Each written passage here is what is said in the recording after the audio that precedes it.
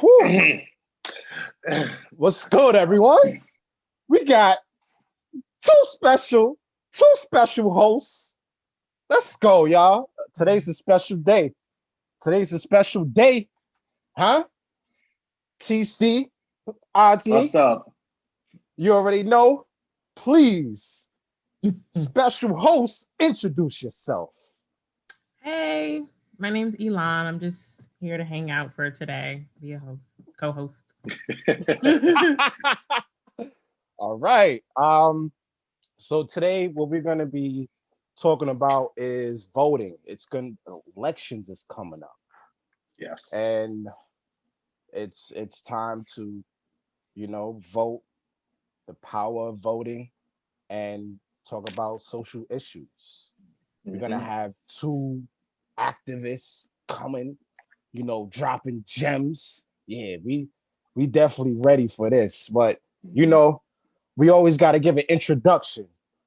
So we're gonna talk about the different brands of water. Now, I'm not gonna lie, this was too much research. This was gonna be Brands of like a water. whole yes. Look, I got my water. Oh, Hey, hold on. can't You grab doing that it. now? Hold on. Let's Let me get my go. bottle. Let's go. I use it all the time. You get it at diamondcatchingcenses.com. Facts. Let's Yeah. get it. Facts right here. Oh, Yeah. we Yeah. can't You grind can't. without waking I up can't in the leave you morning. alone. Yeah. Yes, absolutely. Yo, that's what it is. Please, a water bottle. Absolutely. Yeah, so different brands of water.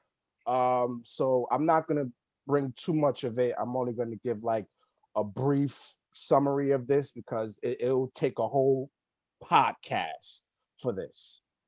Okay. So the different brands of water, a lot of people say it's just water, but that is very true. Absolutely. Now, the things about the different brands of water is that it tastes different. Why does it taste different? It tastes different because of the way how they put the electrolytes and the minerals and the purified of how what they put in the water. It's something that they put in the water of why it tastes so different. Like Fiji, Dasani, Aquafina, Poland Spring. So yeah, it's the reason. Like let me get into Dasani first, right? Dasani's pH level. I've read an article about it, and the pH levels are low, and it's purified tap water. And the ingredients they put in Dasani is salt, magnesium, magnesiums. I can't really sound that out. Sulfate, which is that's another salt. I'm not going to get in too deep into the ingredients, but pretty much Dasani is they put the minerals in salt, the minerals and the salt in water. So this brand is owned by Coca-Cola. Yep. Yes. So it's Yeah. a soda company owns owns water. So Dasani is tap water, and they just put minerals in it, put salt, and that's it. That's pretty much of what my research of what they do. Mhm. Yes. And Crazy that somebody even thought to like bottle water and then they profited off of it. Yeah. and yes, and Yeah. it cost, and you know how we pay like $1, $2 for bottles of water to Mhm. produce it, it's less than that. Yep. Someone's making a profit off of us. That's how it goes, Yeah. unfortunately. Yes, yes. It's all Um, business at the end of the day. Right. Absolutely. Hmm. Potassium chloride, which is that potassium chloride. If you see that in any of the water bottles, it makes that's what makes the water taste different. Yeah. Hmm. So, and for Aquafina, Aquafina, what is the opposite of Coca-Cola for the soda brand? Pepsi. There you I go. didn't even know that. Never knew that. So, yeah, Pepsi owns Aquafina. Hmm. Okay. Mm, Yes. And it's that is another acid water, and it's another tap water. It's like Dasani. mm, And so all of these water bottles that we drink plastic off of, some people are saying it's not supposed to be plastic. We're not supposed to be drinking out of plastic. Now, yeah. now, to be honest with you, I can't say you can't be drinking out of plastic. It's not good for your health because I haven't done full research on it. But I will tell you that if you plan to drink any of these type of waters, uh, please do your research. If you plan to drink alkaline water, that's totally fine. Like a Essentia, Fiji, yeah, just look at the pH level waters. Mm. But yeah, And so, what pH level? Oh, sorry. What pH level is it supposed to be exactly? the highest is like the seven. Yeah, seven or Mm. higher. Um, if Um, someone in the comments can say, "Hey, Diamond Cash, you're wrong for that," then I would say that in next episode, like, "Hey guys, I am wrong. It is not seven." yeah. So yeah, but it's all about doing research to get Yeah. knowledge. So this is Hmm. but it's very important to drink aqua. Yeah. Yeah. Now Fiji is expensive. Smart water. We have what else? Avion We have Core. Vaz. Yes. Yeah. And let me tell you about Fiji water. So Fiji water, in the other hand, it's like overall, it's a natural artesia water. It's a electrolyte enhanced water from like Fiji Islands. So it's a significant, soft, smooth taste, various sizes, like to choose from. Um, but a lot of people, honestly, Fiji water it's good. Hmm. It is expensive though, but to it tastes well to me. Um, Isn't Fiji yeah. water like rainwater, but it is purified in a way? I Hmm. guess. I thought I heard that before. I could be I'm wrong. not gonna say yes or no because I haven't done research on that one. Hmm. Yeah. So I do know that essential water is alkaline water. Absolutely. Yeah. So essential water, that's like the best water for Hmm. me.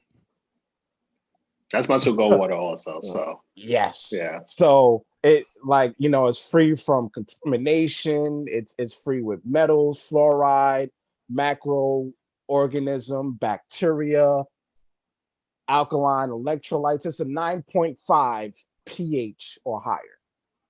So Hmm. that's essential water. Um, so the Icelandic that water, the natural spring alkaline water, so that natural low mineral content is a certified carbon neutral for both products. So it operates, so natural alkaline water with a pH level of it has a 8.4. Yeah. So as for I'm about to bring up a source to y'all to read, and then we about to get into it for our next, you know, the Segment. next absolutely. So source water. The sources of bottled water includes rivers, lakes, streams, ponds, springs. and wells. As water naturally travels over the surface of the land or through the ground, it can pick up natural occurrence substance as well as substance that are present due to animal and human activities. So substance that may be present in the source water includes any of the following. Inorganic substances include, but not limited to, salt or metals that can be naturally occurred or result from farming. So urban stormwater runs off industrial or domestic wastewater discharges or oil gas productions. And pesticides and herbicides that may come from a variety of sources includes, but not limited to, architecture, urban storm, which is the water runs off residential areas. I hope everyone understands that. I'm grasping Quite it. enlightening. Yeah. Basically, that's a good word choice. Yes. Yeah. Yes. But although what I'm gonna say is these brands of water, whether it's tap water, whether it's Essentia or whatever it is, honestly, just it's very good to drink water. Even though some brands have the acid water, and when they bring up the minerals and electrolytes and everything, you know, it's up to you to drink it. So yeah, But at the end of the day, you need water. facts, At the end of the day. facts. So Yeah. yeah. So when people say it's just water, like I said, it is true. Yes, it's just water. Yes. But remember, they put something in the water. So yeah. Find the best water for you and take it from there. Word. That's what it is. All right. Yeah. We about to get into it. So we got two special guests.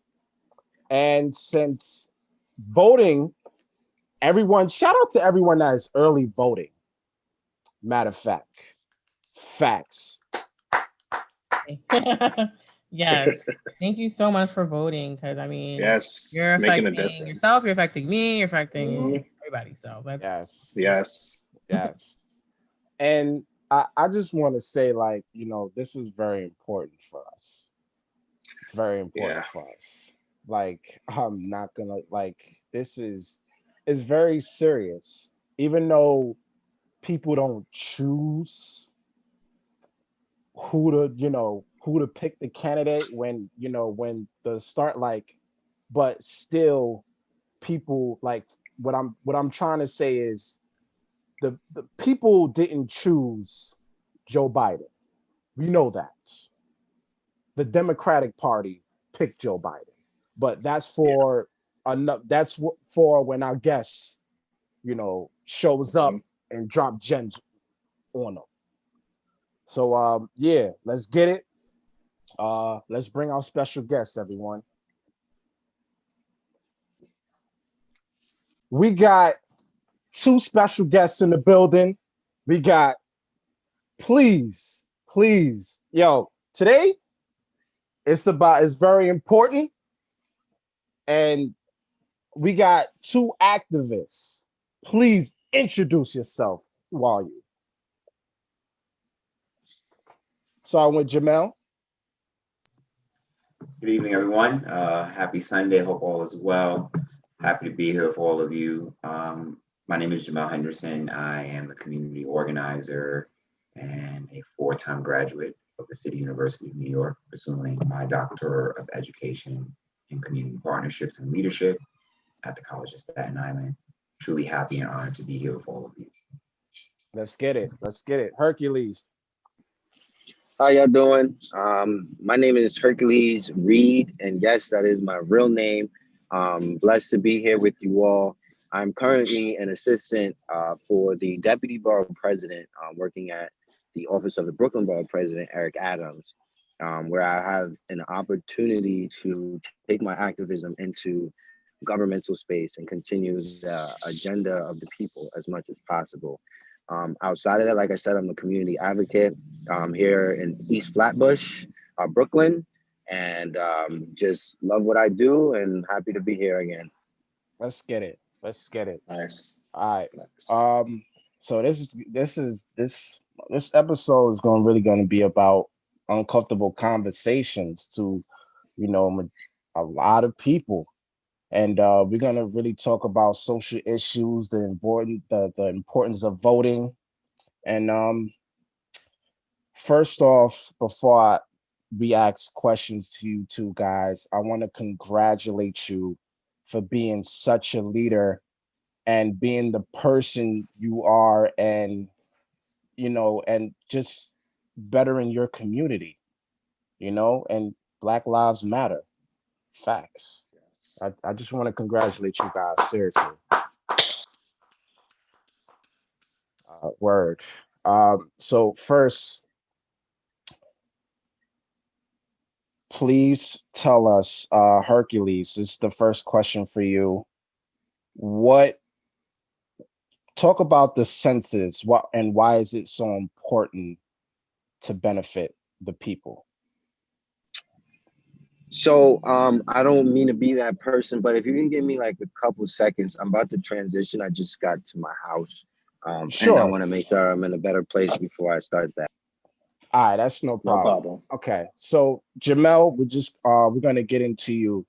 So why is it so important for to be a leader, and how can someone be in like how can someone be inspired to do what you do as such a great leader you are, as you're continue doing, bettering your community, and like you're dropping gems on the community, and you're going to people's like houses like, hey, you know this is important to talk about politics, like, just talk to our listeners about that.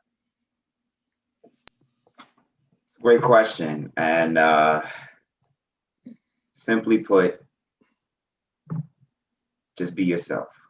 Mm. Okay. And those who's listening and watching may think, well, that seems very harsh. It just seems simple. But I think about the thousands and millions of people who take that simple formula and turn it into a quadratic equation. And what tends to happen is when you're trying to fixate yourself in a way that is appeasing to the world, appeasing to technology, appeasing to things that are non-tangible, that are not sufficient and providing the essential nutrients for your growth and development, then you get lost. I tell people I do what I do because, number one, it is spiritually infused in me, right? I will not be remiss if I don't make it clear that my Christian values and principles and my personal journey with God and Christ plays a big role. Absolutely. But more importantly, the passion that I have, and I use scientific terms, is embedded in my nucleoli of each and every cell. What does that mean? I eat, I live, I breathe this as part of my daily functions, all the while learning to continue to be yourself. So I would say to anybody that is designing or geared to be a leader, you are born with it. And even if you're not born with it, you can make the choice to acquire the skills that's needed to be an effective leader. And I'll close with this. I use this at my workshops. All of you all can sing. Everyone that's watching, listening, all of you all can sing. If I was to tell you to sing a song right now, you all could sing it, right? But if you want to become a singer, you have to develop the skills that's necessary to master that trait, right? Singer is the ability to sing, and on a high scale, right?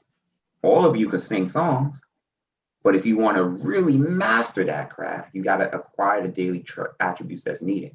Same thing as a leader. You can't be a leader until you understand. You can't have the ability to be a leader until you understand what it means to lead. But it starts with you. So that's my answer. Let's go. Let's go. Okay. TC, you. One more question says, I want to know, like, why it's so important, especially this day and age, for us Black people to start voting and start knowing like our rights as people in America. Who's that question for? That's for both of you Jamell, guys. sorry. Oh, Both of you guys, Jamell? mainly. I thought. Yes. Oh, okay. Yeah. No, yeah, mainly yeah. Hercules came back. Hercules came back Okay. to both of you guys. Sorry about that. Yeah, so I mean, the interesting thing about your question is it was always important to vote. This is not a new agenda. As you know, most of us learned some form of this history. Our forefathers fought so we can have this right for Black people, for women, and you name it. So when you say why now, I say, well, there was a message that was missing because this was always important. People literally died so that we had this right. People literally went against the grain when it was unpopular to do so we can have this right. So when I vote, when I go out there and I march and I say I'm an activist, half of the reason is because people paved the way so I could have the right to scream and to yell or to go to the polls and vote. And so it is because I want to honor them first why I'm engaged. Outside of that, you have to realize that a lot of the things that they were fighting for are still on the ballots during these elections through who's representing us, meaning, you know, you go to elect someone for representation purposes, right? Why do we need to show up to the polls? So that we make sure that our voices are heard as far as who we want to represent us. It may not be always the best person to represent us, but by us showing up, we at least say we prefer this option. When we sit it out, we don't even get an opportunity to have the same conversations. So for me, I think it's important for people of color to vote because it creates a space for us to have a different conversation where people can actually say and look at the stats and the numbers and say, okay, I'm going to take this person a little bit more seriously because they vote. And not only do they vote, they encourage other people to vote. So if I want to win, I have to now sit down with these communities. I have to talk to these people because they hold weight. And that's why it's important to vote. That's why it's important to get involved, because the people who get into office, if they look at your current corner of the world and they see about 10 people out of the 100 came out to vote for them, but next door, 100 out of 100 people came to vote for them, they're gonna go where the 100 people voted for them. In the neighborhood where only 3 people voted for them, they're gonna like, wow, they'll get a little byproduct of what I decided to do. They're not as much of a priority. But if our communities and the numbers continue to come out and vote, it starts a different level of a conversation. Okay. Okay. Could you repeat the question one more time? I'm intentionally asking it. Okay. Why is it so important for the Black community to start voting, especially what's happening now in today's world? Okay. So to answer that question, I'm going to pose a question that I think will give you the answer. Of all the racial and ethnic groups in the United States ever recorded, why is the African American race, Black, anything associated with Black, have been intentionally suppressed for that right? The only one. The only one. 21, yeah. And so when I hear people say, Why is it important to vote? I tell people to look at their history and look at Reconstruction and what caused the end of Reconstruction. Rutherford B. Hayes was elected president by one electoral vote with a deal with Southern Democrats to end Reconstruction. They said to Southern Democrats, if you elect me, the first item on my agenda is to put an end to the Reconstruction laws or the Reconstruction progressivism that was happening, which was to see for the very first time the results of the Black vote, which therefore gave us access to represent the Black community on all levels of government. Not to take over, not to dictate or dominate, but to literally follow the creed of the Declaration of Independence and the laws of the United States Constitution. Intimidation. And you have to understand that the intimidation is real right now. And I said this 5 years ago, and I'm going to say it again. We're at war. And we're at war against racism. This is a great war. Facts. And there's a war between what I deem as old America and new America. And I'm not saying it in terms of generational divide. I'm saying in terms of ideology. Old America believes the normalcy. And I'll put it in New York City terms, where Black people, Hispanics, Latinx, Latino, Latina, in terms of progressivism and upward mobility, is like riding the C train on Sunday. Okay? Boss. You know how crappy that the service is. Yeah. 10 to about 30 minutes. And then it just crawls through each station.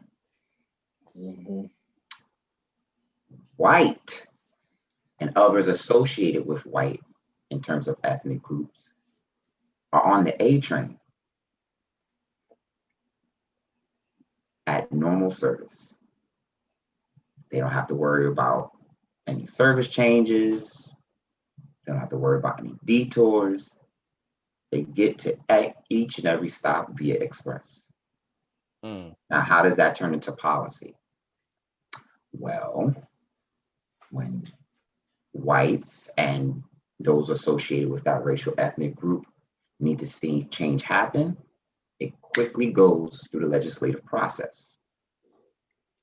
Okay. If you look at our Jewish brothers and sisters and the things that they have experienced in terms of injustices among their race and their religion, when they want to see change happen, express stop service to making sure that they are seen and treated safely. We want the same exact thing, nothing different. We've been told we're being held momentarily by the train's dispatcher. Please be patient. And you hear that all the time. We want equality. Please be patient. We want 100% affordable housing. Please be patient. We want funding for our schools to have the same equal accessibility of resources, just like our white counterparts. Please be patient. We want to have an opportunity to have the same type of fixed, mortgage income rates as our white counterparts. We want to become more homeowners. Please be patient. We want to have better roads. Please be patient. So the question becomes, and this is where I give you the answer. The question becomes, when are you going to be sick and tired of taking the local route towards equality? What are you going to do? He just muted himself. He just muted himself like, that's it. That's it. That's it. That's a bar. Hold up. Yes. Hold up. Do we get some poet snap for that one? Like what? Like yo, That's the. yo, let's get He it. literally dropped the mic. You realize that, right? He's just like, okay, that's Oh it. man. Yes. Elon. Yeah. Yeah. I'm really glad that, he's just talking about how black Americans are just so disgruntled because I mean, I have someone in my life, well, he's a black man and he doesn't want to vote and I mean, I don't think I'm going to be able to convince him, but I guess for people that don't want to vote, I mean, what kind of conversations can you have with them to kind of convince them because this person he's personally he feels like the policies that like Kamala Harris and Biden, their policies hurt the people in their life and make them go to jail longer or kind of like criminalize black men. So they're really this person's like really reluctant to like vote at all. And so I mean, what kind of conversations can you have with these kind of people? Is that for Jamel and I Hercules, guess or that's just I guess maybe Hercules can speak okay? now, or either can speak, Okay, so it's for both. Okay. Oh, yeah. Yeah. First, you have to understand that there's a huge population in America that feels like this gentleman does. And when I think about those people, one, I don't blame them. I understand that there's a lot of hurt and pain that has happened for many, many years. And people are essentially fed up with government and politics and the people who continue to come into the neighborhoods and say, vote for me and I'll do this for you. Which is why there's an uprising that we see going on right now because a lot of people are tired of the rhetoric. When it comes to this particular election, we have an obligation to our future to vote, to show up to the polls and vote. And even though there's that conversation, well, neither of these candidates really are going to do anything for me, or neither of these candidates really support what I need. And then the whole Joe Biden and Kamala Harris with their previous records, my thoughts is, okay, when you elect someone, the goal is electing someone that can work with you, that will sit down with you, listen to your issues, and write legislation or address the issues that matter most to you. Workability. You want to elect someone that you can work with. When I look at Trump, I see someone, he's not even trying to hear what I have to say. He's not even willing to work with me. Maybe he will for the photo ops or to say that, hey, sat down with the Black community, so I must love Black people, which he's done. Or we can look at someone like a Joe Biden, who's running the only other option right now. I mean, there's a libertarian, but you know what I mean? Where we have a Joe Biden, where we have seen the man, one, acknowledge his mistakes, see where he has made decisions that has not positively impacted this community. Two, express interest in trying to change the narrative and fix what's not working. And three, if you've watched him as he's been a candidate to the nominee, the reason he keeps switching up on things is because people are having conversations with him and he's listening. Now, any politician can come to you with their plans and say whatever it is that they want to tell you. So when we sit here and say, okay, well, these person's plans, I'm not really feeling it. Well, look at how many politicians actually get into office and complete their plans from when they were running. Life happens, politics happen. And when you look at someone like Obama, where we were like, oh, he's the first Black president, he's going to get it all done for us. He was facing a Republican Senate and House. Facts. When you're dealing with different dynamics, it's not as easy as just going into office and saying, this is what I can get done and nobody's going to stop me. So there's a lot of different dynamics at play. And I say to those who feel discouraged about voting, voting now is not about right now. Voting now is about having another chance to have another tomorrow. Because if we neglect to get involved now, we lose all control of what may come next. Again, I say, at least with Joe Biden, we have workability. Okay, Yes. like that. I'm going to answer that question simply put. You have a serious choice. You're going to be on the right side of history, on the wrong side of history. I don't think I need to make it any clearer on what we need to do. Anybody that is still undecided is not undecided. They know what they want to do. The problem is I will encourage those undecided voters to just take a step out and just do it. You already know the answer. You've seen the results of 4 years. You've seen the results of how it looks congressionally. You've seen the results of rhetoric. You've seen the results of what a leader or leaderless leader who has the pulpit of the world and what they're capable of doing. So now I'm at the point. If you're going to vote, you're either going to be on the right side of history or the wrong side of history. I have no longer the need to convince. However, in posing to the deeper part of your question, and with permission, I would like to share my screen. I want to give you a little snippet. You all who are watching, those who are watching and those who are listening, I'm going to give you an illustration of the impact of your vote. Is it okay if I can share the screen? Of course. Go ahead, of course. All right, wonderful. You have to enable me to share. It's not letting me share yet. Okay. And this is going to be very quick because, again, I do this long, as part of my wonderful things I enjoy doing, which is direct civic engagement. Did you send it? Do we hit the green button on the bottom? Yeah. As whoever's the host has to give me permission to share screen. Okay, so that's done then. Yeah. Okay. That's yeah. All right. Because I really don't want to talk about until I show the illustration. So are we set? Okay. Yeah. Wonderful. You got it? Okay. I got it. Thank you. All right. Let's take a look at this current slide here. Let's get it. Okay. Okay. And I'm going to share with you those who don't understand the power of their vote. This is your answer right here.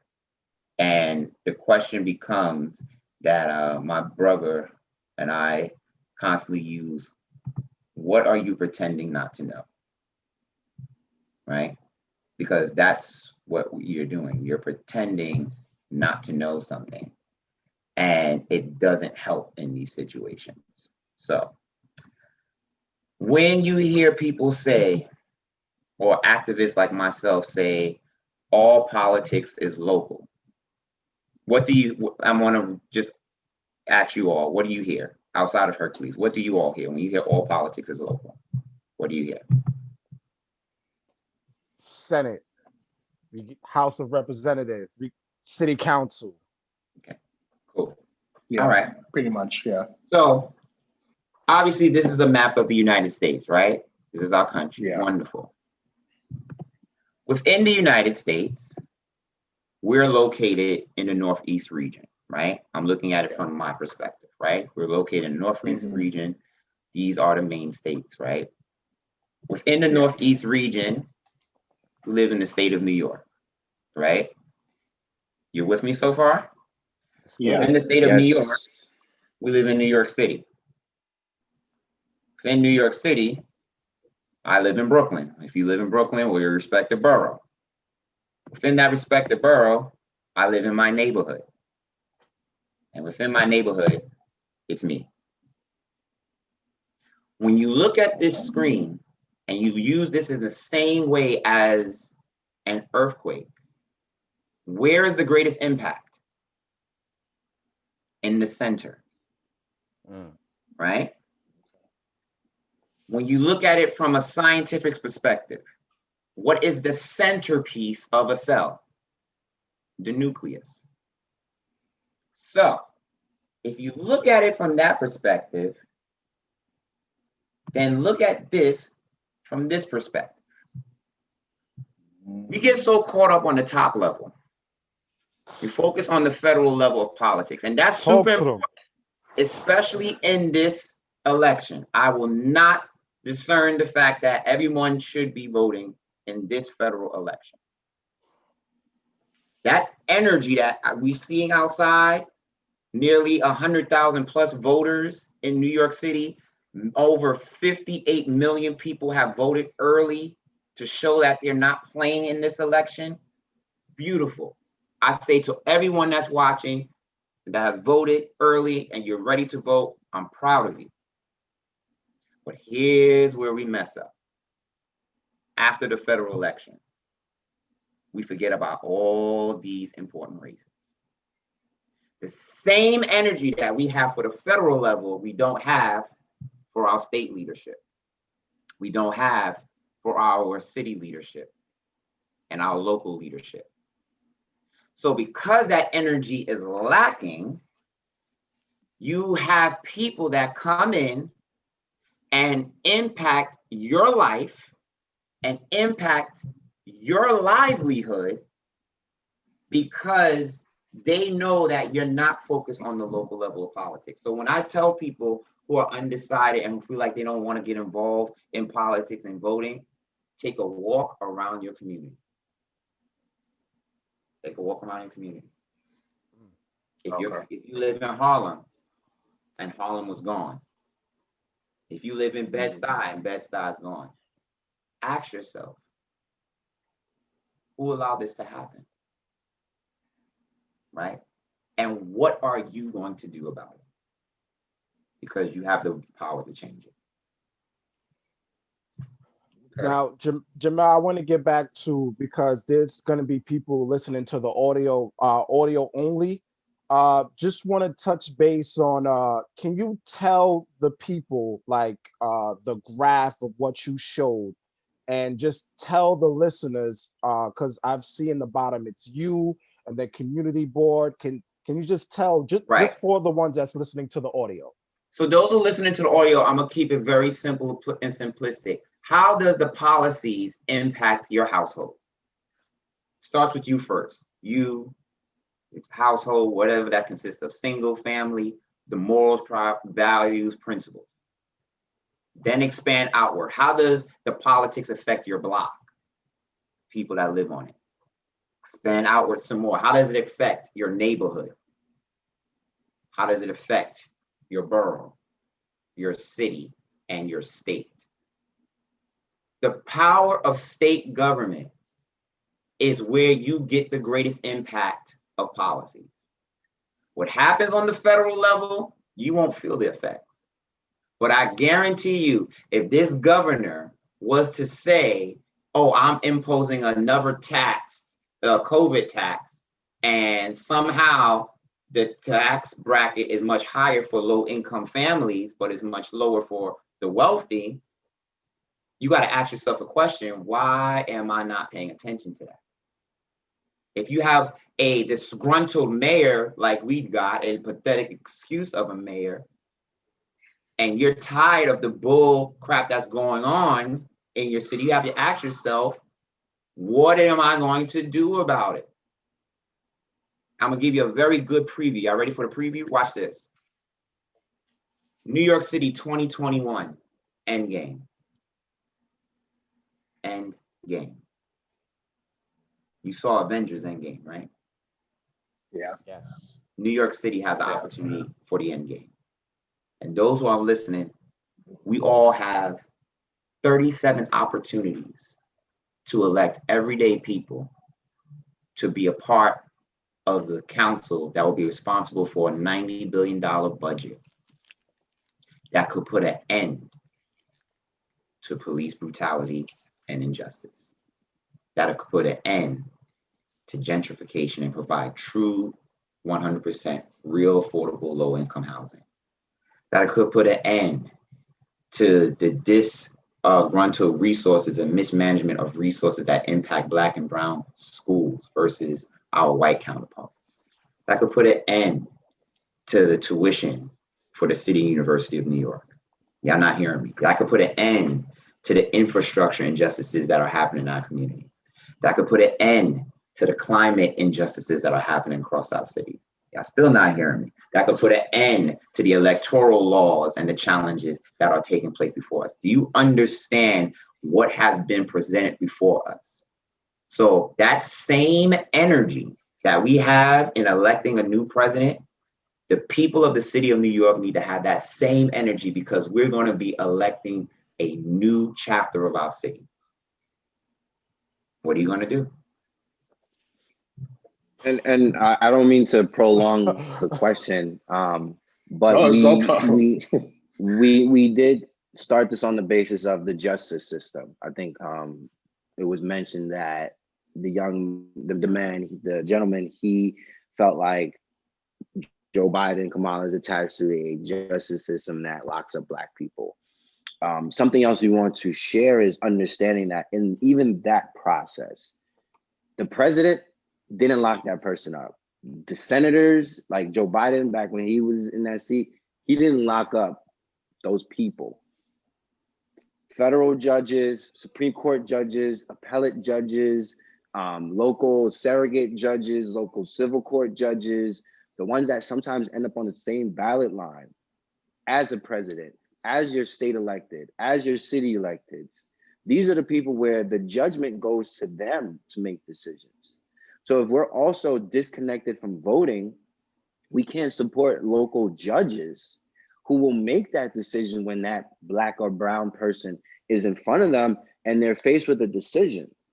So we want to keep that in mind, that, you know, when he mentioned all politics is local, even electing the judges that sit in the courtroom to make decisions on small misdemeanors to large cases with regarding children. You know what I'm saying? These things are on the ballot too. That's another reason why you should vote. Yes. Yes. And how about, just to throw more one sense of reality, because my brother Hercules is absolutely correct. By voting, you protect states like New York from the reality of what's to come. And what's to come is this. As of tomorrow, the United States Senate will confirm the 9th Supreme Court Justice. I've said this 5 years ago. The worst case scenario has come to light. We have now a 6-3 conservative majority on the Supreme Court. The ultimate worst case scenario, which I said 5 years ago, that there will be a 7-2 conservative majority if Trump gets reelected. I said this before he even gets elected, right?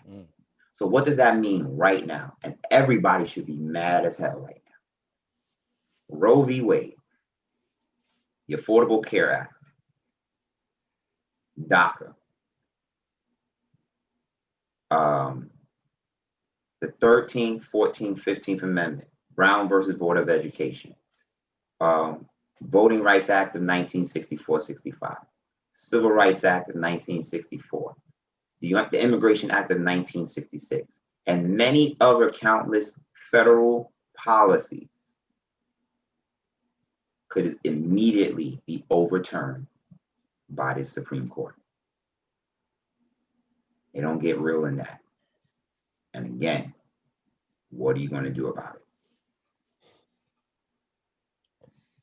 I feel like y'all answered most of our questions.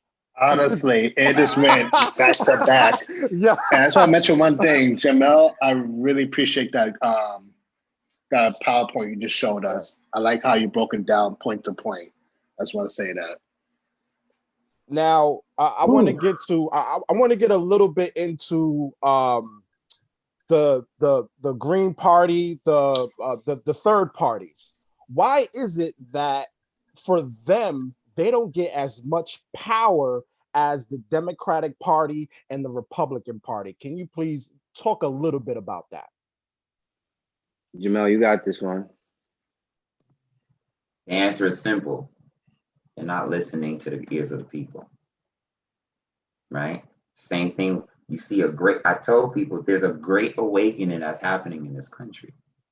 And the great awakening is that people are waking up to the establishment style of politics. People are tired of Democrat, Republican, Green, and so on and so forth, because there are people that believing that these parties are not catering to them, right?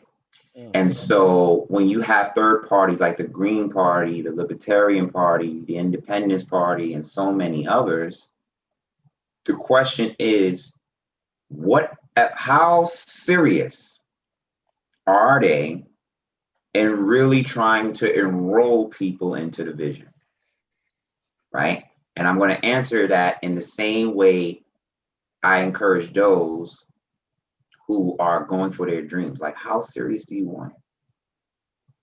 These parties can literally be serious national attentions, but how serious do they want it?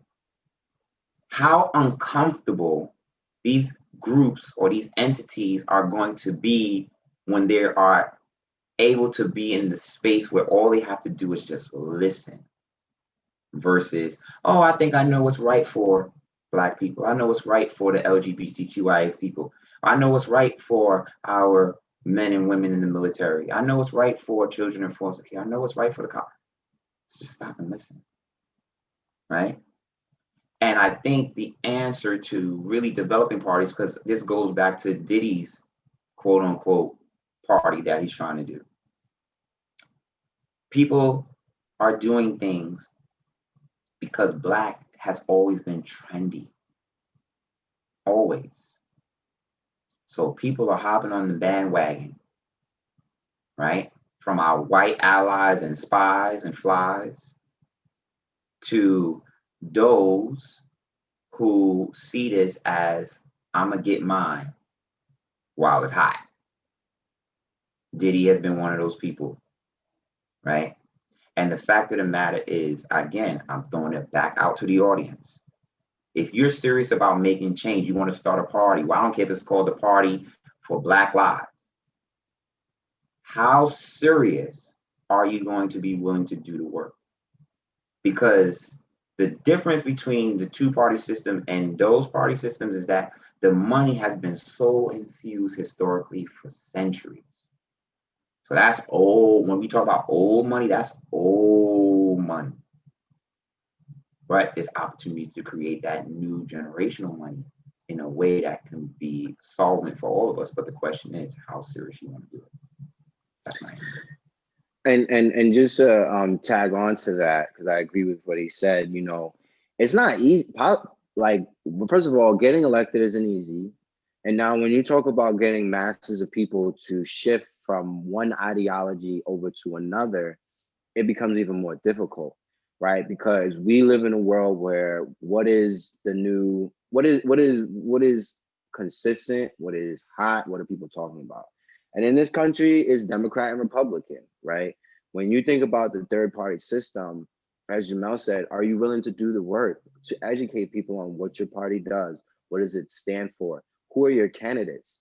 As I kind of alluded to earlier when I was like, well, there's only two candidates. There is a third candidate running for president right now, right? A libertarian candidate. Who is he? What does he do? What does he stand for? Many people will ask that question, and they have every right. Often, some of these third parties, unless they're doing a great job at promotion, which costs money, which costs, you know, a lot of participation, it's hard to get their message out. And sometimes they rely on people to do their own research. I remember hearing throughout this campaign where people were saying, you know, Joe Biden isn't the one. And I said, well, then if not him, then the only option is Trump. Like, no, the other option is a libertarian candidate. I said, okay, well, who is he? The person said, well, go do your research. Now, someone like me who's astute and cares, I don't mind going to do my research. But the average person is not going to go out of their way from feeding their kids, making sure their bills are paid, making sure that, you know, everything is going smooth in their personal life, to do that extra step, unless they have something in it for them. right? When you think about this, the Diddy party, I think it's our Black Party. Hey, one thing that's gonna attract people to this party is the word Black. So some people will just automatically gravitate over, do some research, find out about it, be interested or not. And some people will still not be knowledgeable that this even exists. So it's just something to keep in mind, when it comes to third parties, you got to put in twice the work. And if you don't, then it's not that the vision isn't necessary. It's not that the vision is wrong. It's just it hasn't gotten out to the masses, and the masses are the people who actually show up to the polls. TC. Get back to me. All right, Just Elon. got a race on. Um, so are you asking me to ask like a question or to just like comment on what Ask they a question. Question, comment, whatever. I can't really think of a question. I'm just more so I kind of have this impression that um I feel like Black people, like, okay, the people that are here, obviously they care about what's going on in the world, and they're, we're actually, putting in our votes, and we really care about what's happening in society and everything like that. But then I also feel like, we've been through so much that now we just, like, as Black people, we don't want to do it. We don't really think we can do anything. And so we kind of don't.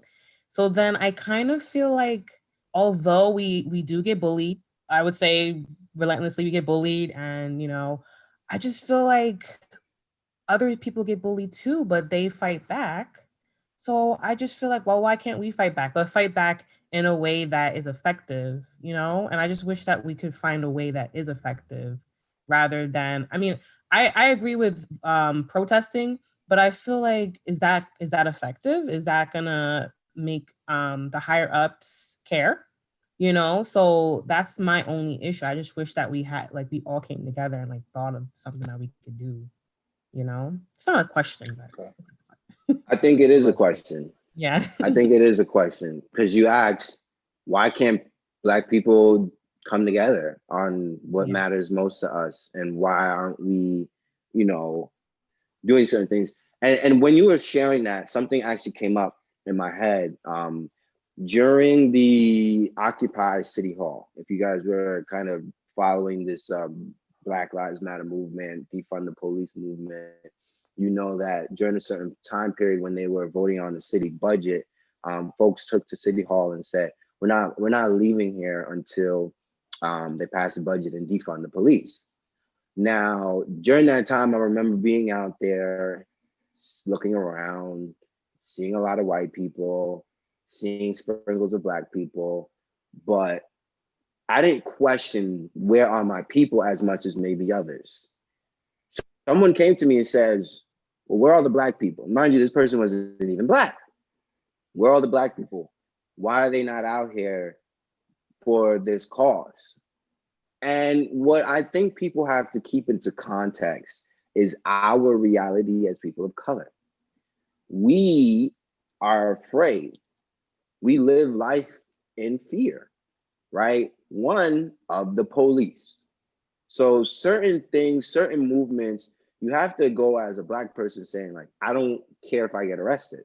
Like, that's a reality that sometimes when it comes to us coming together to do something, anything, you have to accept, like, I may get arrested. Hold on, what the hell? Can y'all hear me still? Yeah, we can hear you. Yeah. Sorry, somebody called my phone. I don't know what's just going on.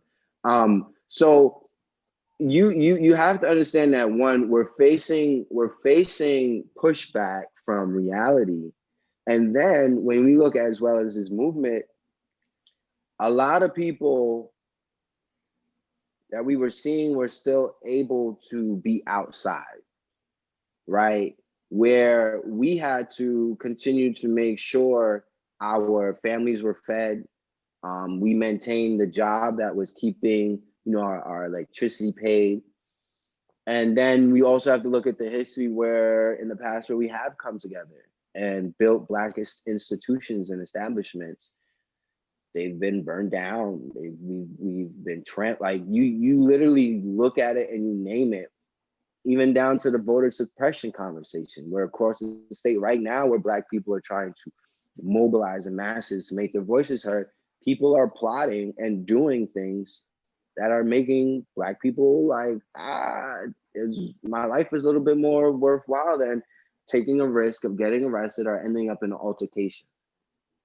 So I just always like people to be more honest when it comes to Black unity, right?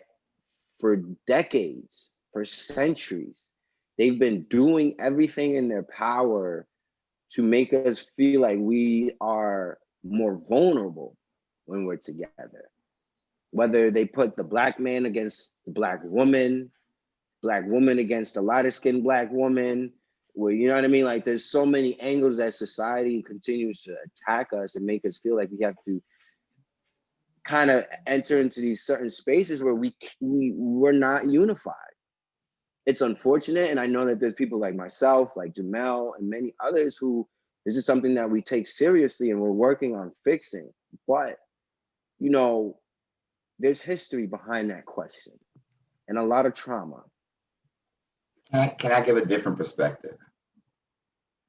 Absolutely. You You ready? don't even gotta Yes. ask. Yes. Just go. I believe if a white person was to ask me that question, I would respond by saying, well, could you blame them? As a matter of fact, I answered that question. A reporter asked me that question. I said, you know, when you ask me that question, here's what I think about.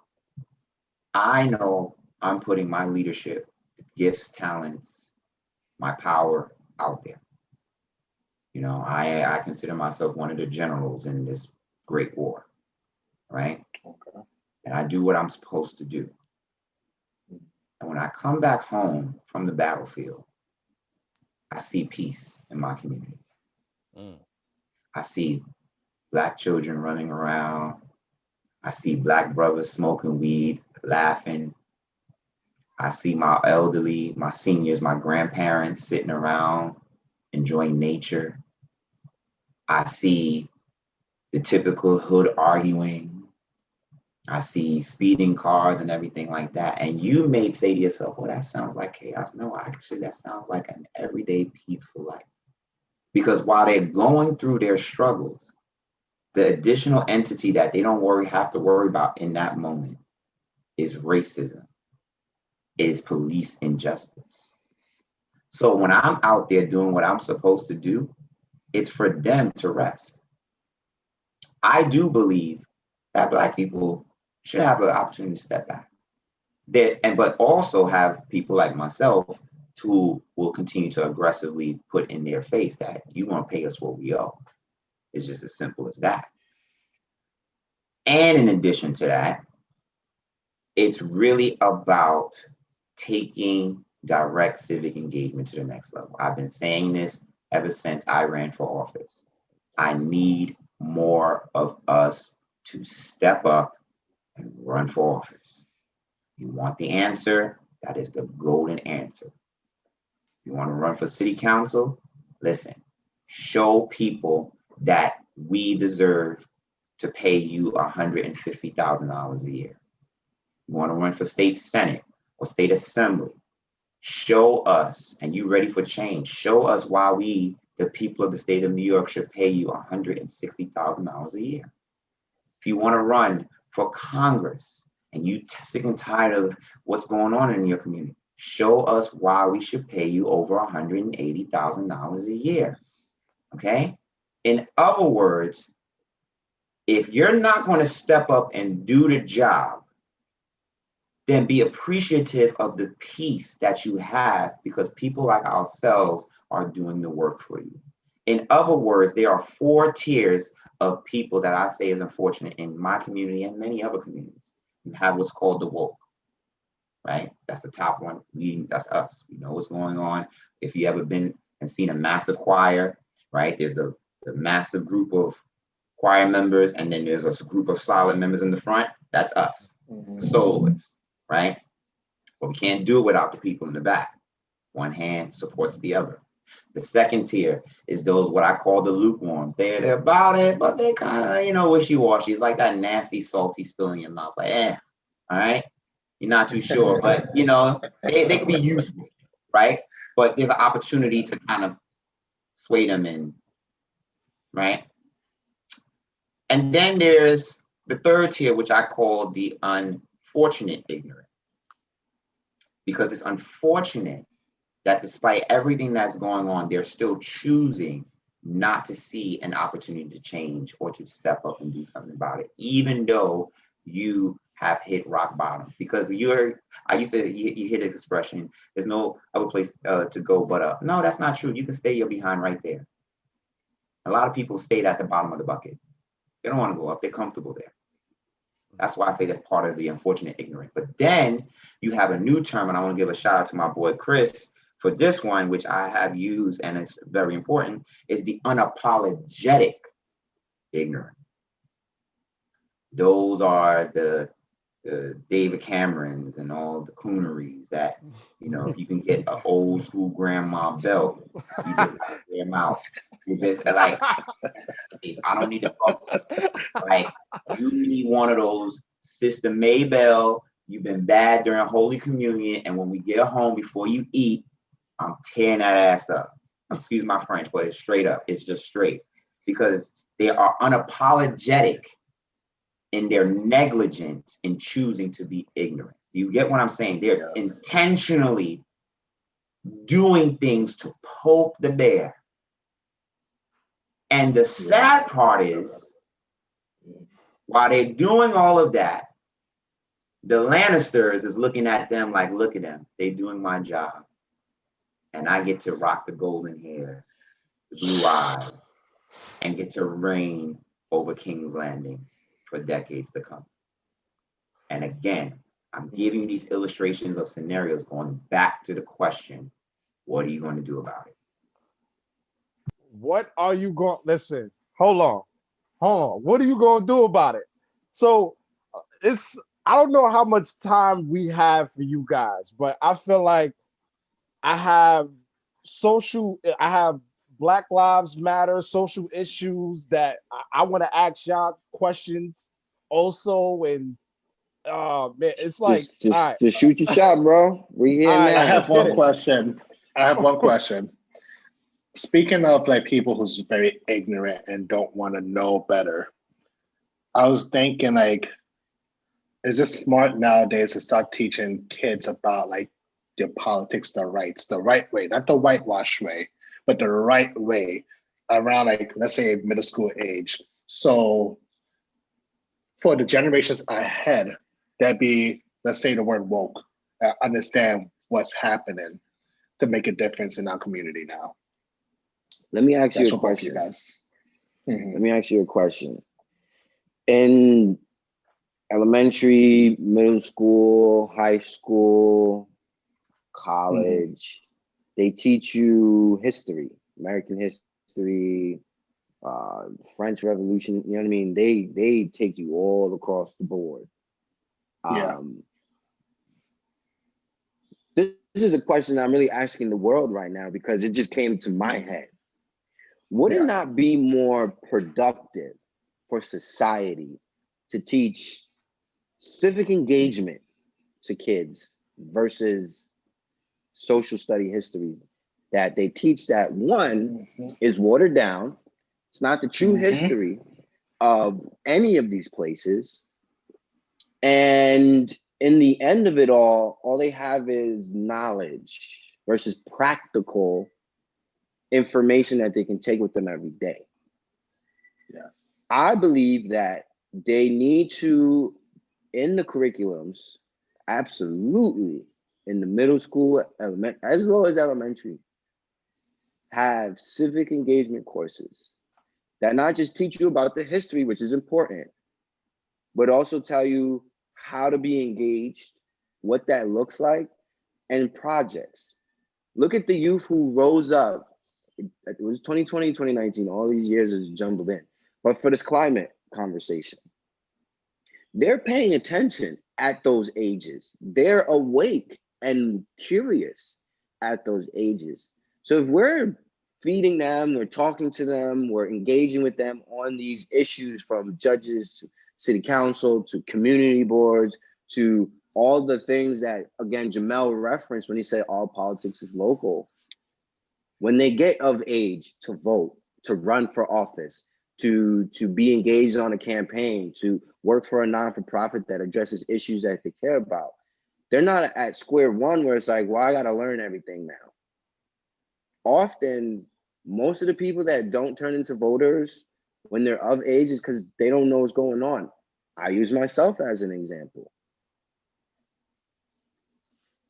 I voted for the first time for Obama only because he was Black.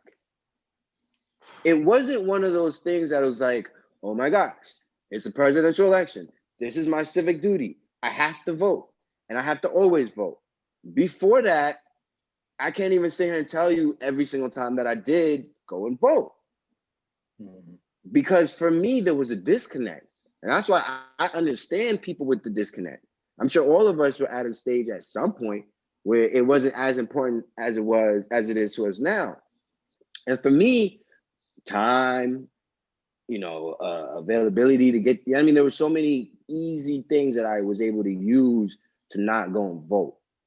It goes back to like, how do you teach a kid to care for their neighborhood? You show them the importance of keeping it clean. You show them the importance of knowing who their neighbors are. You show them the importance of investing in their communities. So again, it goes back to, if we're not teaching young kids about this stuff, we're not going to get where we need to go as a society.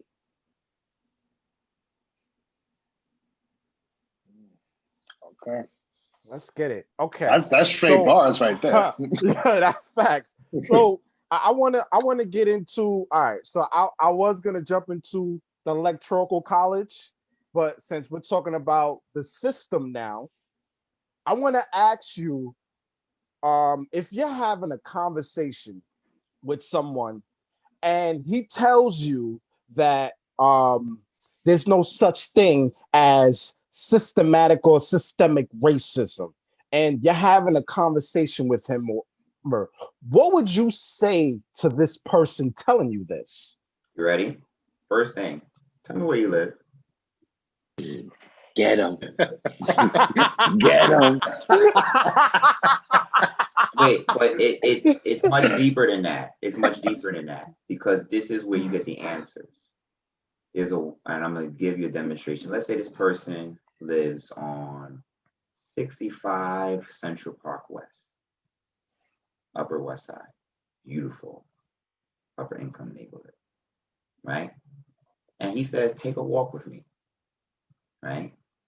He gives me a tour of the Upper West Side. I see a lot of new high clientele stuff. I see, the energy is different, the air is different, the atmosphere is very posh, is very bourgeois, right? It's very, astute, all of these things, right? The problem is we don't invite those individuals to come to the hood. There is a wall. You see, when you hear people say there's no such thing as systematic oppression, a lot of them do not experience our experiences because there is a blind wall. And behind that blind wall is the truth. And the truth is, what are you pretending not to know? In other words, you know damn good well there is systematic injustice. But since you want to take it there, let me provide a qualitative ethnographic experiential learning for you. Let me give you a walkthrough of Brownsville. Let me give you a walkthrough of East New York. Let me show you where we live. And when I show you these spaces, compare it. Now I'm going in my professor mode. Compare it to the same experiences as much as possible to your daily experience. When you want, and then I'll close with this, because I said this at a rally in Garden City. I'm sorry, Long Beach. You want to know what systematic oppression looks like, systematic racism looks like? The time is now 8:10 p.m. Watch this. In a white household in Bensonhurst or Dyker Heights, their children are preparing for a wonderful meal. Mother, father, you ready? They run down the stairs, they smell the good meal of their household that they enjoy.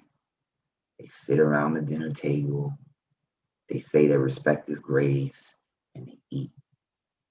They smile, they're talking, they're connecting, they asking their children how was school, or you prepared for the week, right? Husband and wife having a wonderful time together, peacefully and relaxed. And it's 53 degrees outside right now. You ready for this? It is now 8:11, and Black folk are outside fighting for the same opportunity that they should be doing right now, but they can't because of the intentional difference in experiences that is happening right now. The time is still the same, but the difference is while our white counterparts are relaxing peacefully, warm, enjoying themselves, probably watching CNN, making phone banks to tell people to go out and vote, Black people are out there in the cold with real allies fighting for that same exact opportunity. You tell them and present them with that question and be surprised at their responses. Facts. And one thing I always like to use as an analogy when it comes to systematic racism and oppression, I go to our representation. We talk about all the time in our executive offices, in our Congress and city, state levels, we don't have enough women, Black people, people of color, et cetera, et cetera. Systematic oppression looks like us celebrating our first and only representative for our state being a Black woman. Right now in New York State, there's only one Black woman representing the entire state for Congress. And we celebrate that. We say we have to keep her there because she's a voice that we don't have outside of her. Systematic oppression and racism looks like us seeing that as a trophy. You look at Letitia James, Attorney General, one of the top state positions.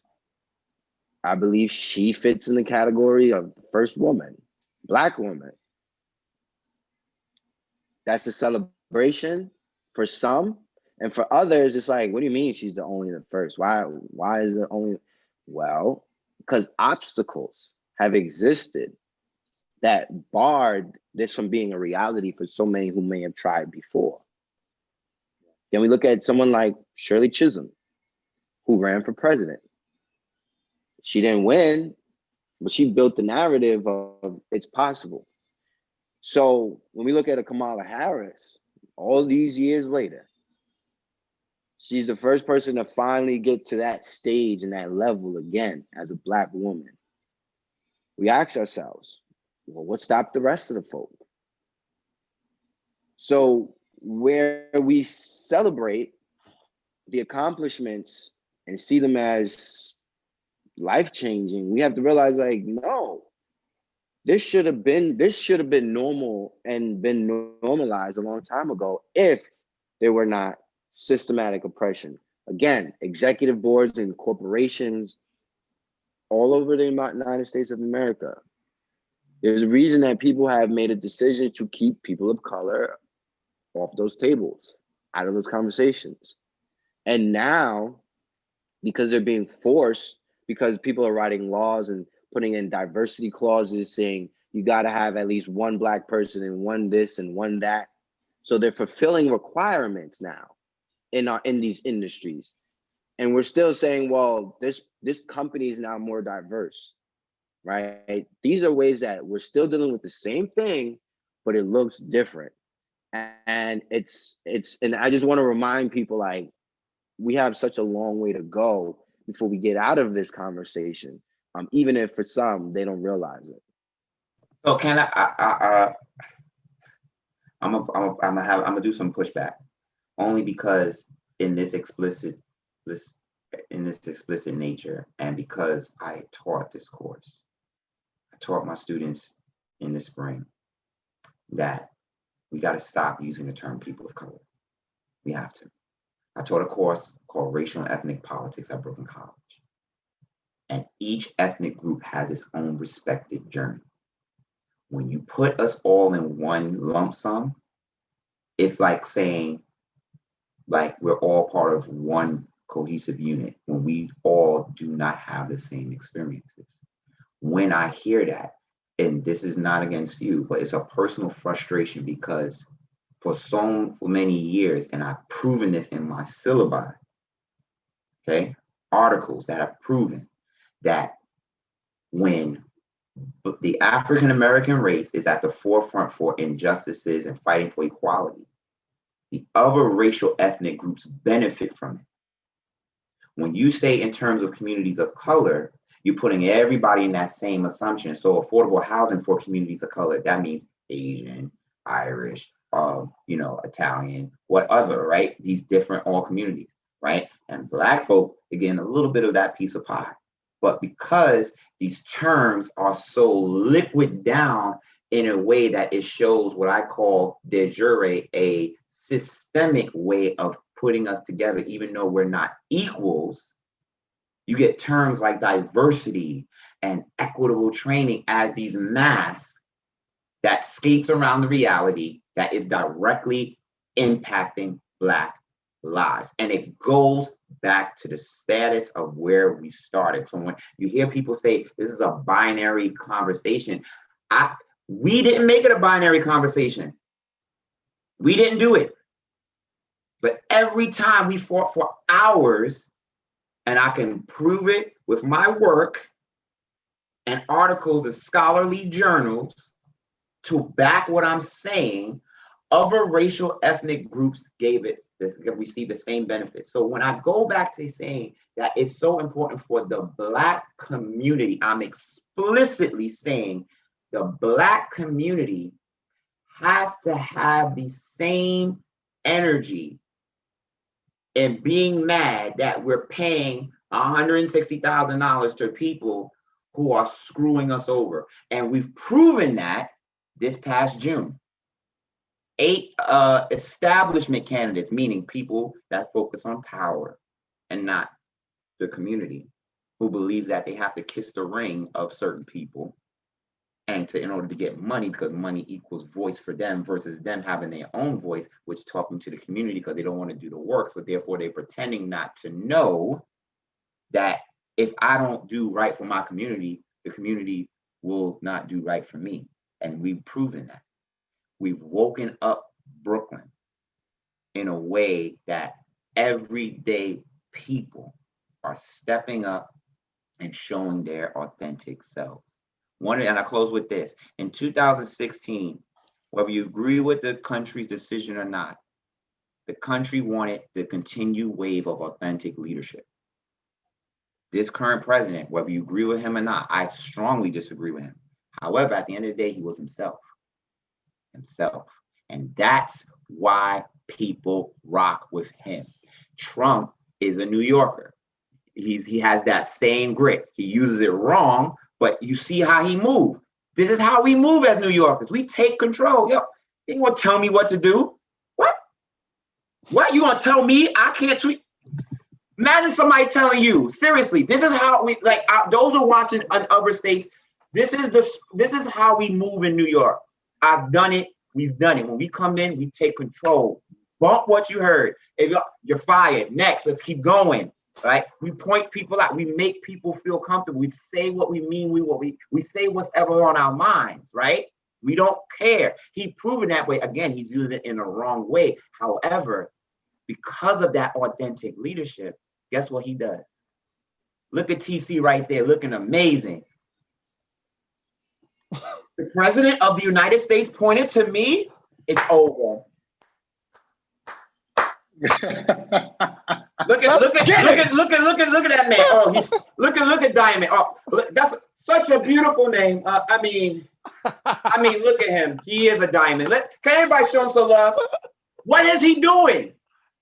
He's giving people upward mobility. He was giving away. He was signing. And I'll close with this. He was signing. There was I was watching the Daily Show. He was signing something. And he was passing it out to the people in the audience. He was like, yeah, take this, sell that on eBay. You get $10,000. Do you know what he's doing? Like, he's literally saying, like, yo, I got you. Like, yo, here's your way out. He's giving people on that side, the radical right and everybody else, and including Black men who are looking to him as that authenticity. He's catering to that authentic stuff, which is why he says stuff where, as a doctoral candidate, because my stuff in politics is I have to see both sides, he said some valid points. One of those points, which is something I said about the Democrats for a long time, a lot of them, especially on the local level and even on the federal level, are all talk, no action. This is why you see gentrification in our communities, right? Civic engagement 101. The city council decides what happens within their community. When you hear the word rezoning, red flag, winter's coming. Who gets to sign that? It don't happen out of nowhere. Somebody's in that back room. Herc could tell you. We know all the tea. And the tea is coming out because people need to know this civic engagement. Because these are going to be the same ones come next year. Hey, Diamond. Hey, L. Hey, TC. How you doing? Yeah, you know, guys look great. I haven't seen you. Yeah, you looking at them like, When you want to stop, and let them know like you're a dub. Damn. Elon, anything? Questions, concerns? I've got nothing. All right. So let's listen. Damn. Facts. All right. So this is what. All right. So we have a couple of topics. So I want to talk about dealing with people on social media, which is Jamel. I know you talked about coons and everyone, right? So I want to deal with the ignorant people that, you know, let's talk about the ignorant people real quick that we argue with on social media. The people that be talking about, you know, Black Lives Matter is Marxists. Oh, look at the looting. Look at the rioting they doing. Like, and they're posting stuff about the looting and the rioting, but they're not talking about the police brutality of what's wrong. And they're, you know, how a police officer shoot an unarmed Black person and they know it's wrong, but they're not posting about it. But the looting, the rioting, oh, Black Lives Matter organization is Anifa and Marxist and all of that. Now, how do we deal with those type of ignorant people?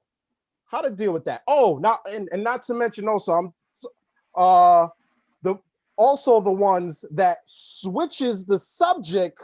Oh, what about Black on Black crime? What about that? And I got one better. Yeah. Yes.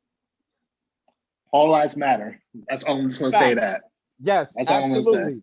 Yes, which is Black on Black crime. Why does it only apply to us? But go ahead. Talk your gems, bros.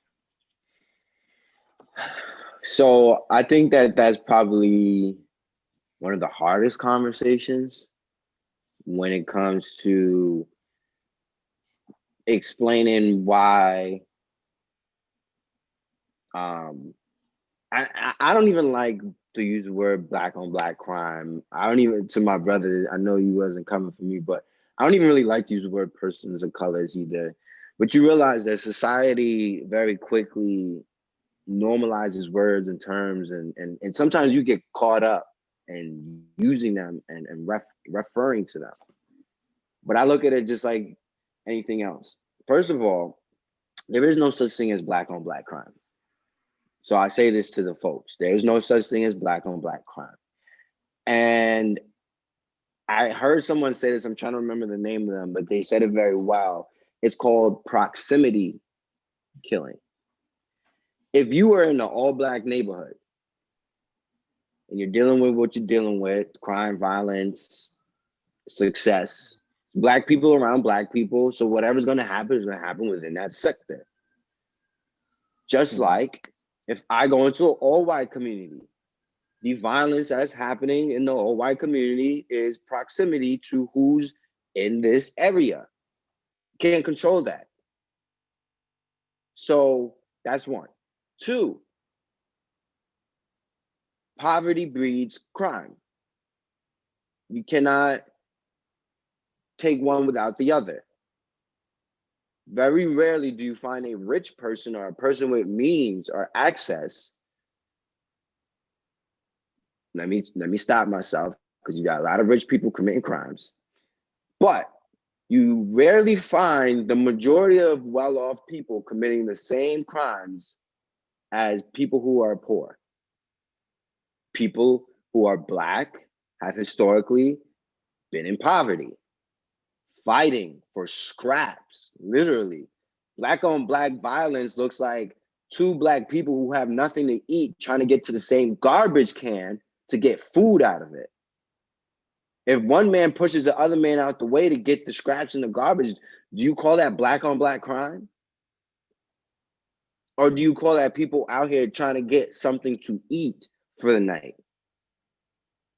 If I'm trying to pay my rent, if I'm trying to make sure that there's food for my kids, first of all, it's human instinct, one, to do whatever you have to do to survive.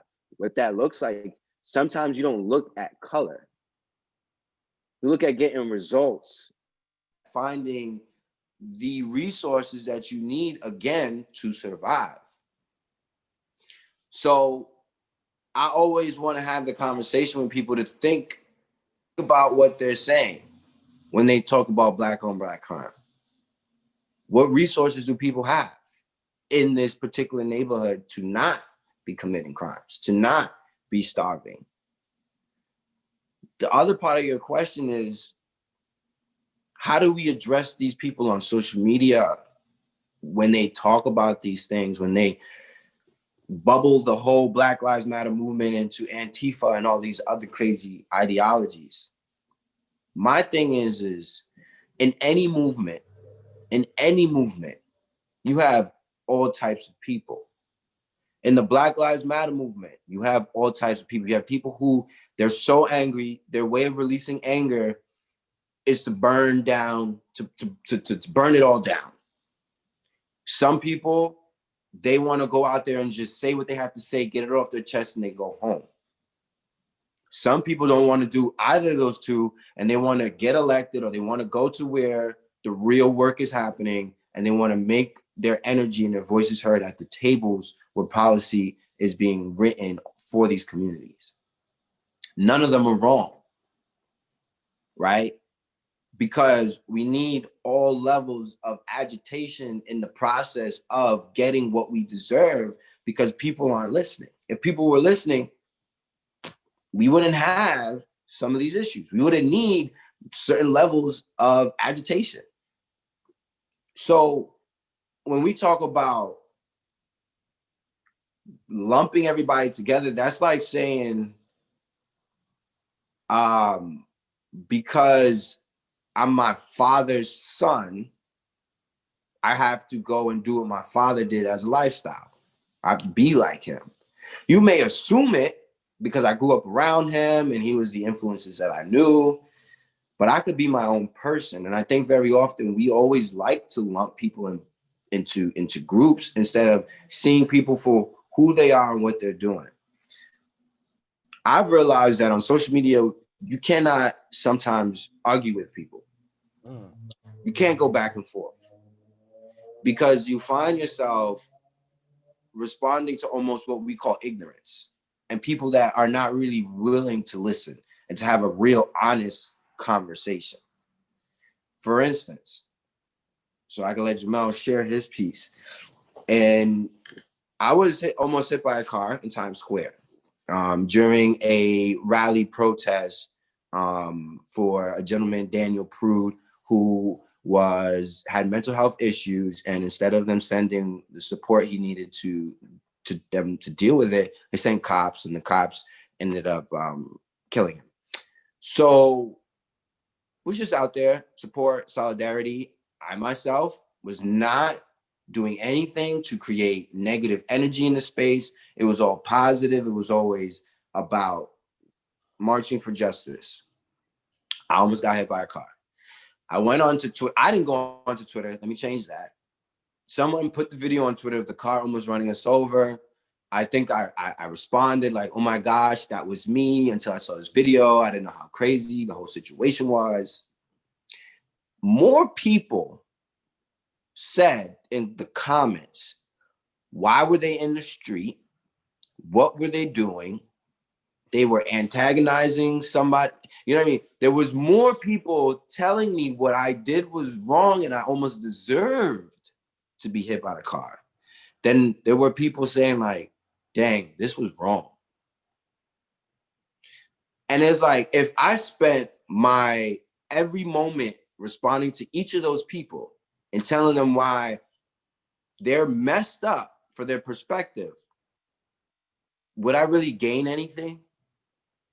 And that's sometimes what you have to ask yourself. Certain times, is it worth me really having this conversation with you? You could try, and I think that everybody, you should give them that opportunity. But after a while, you have to realize where you want to put your energy in this battle for justice. And sometimes it shouldn't be on social media in the first place, because half of the time you got all these people tweeting stuff that they won't say to your face.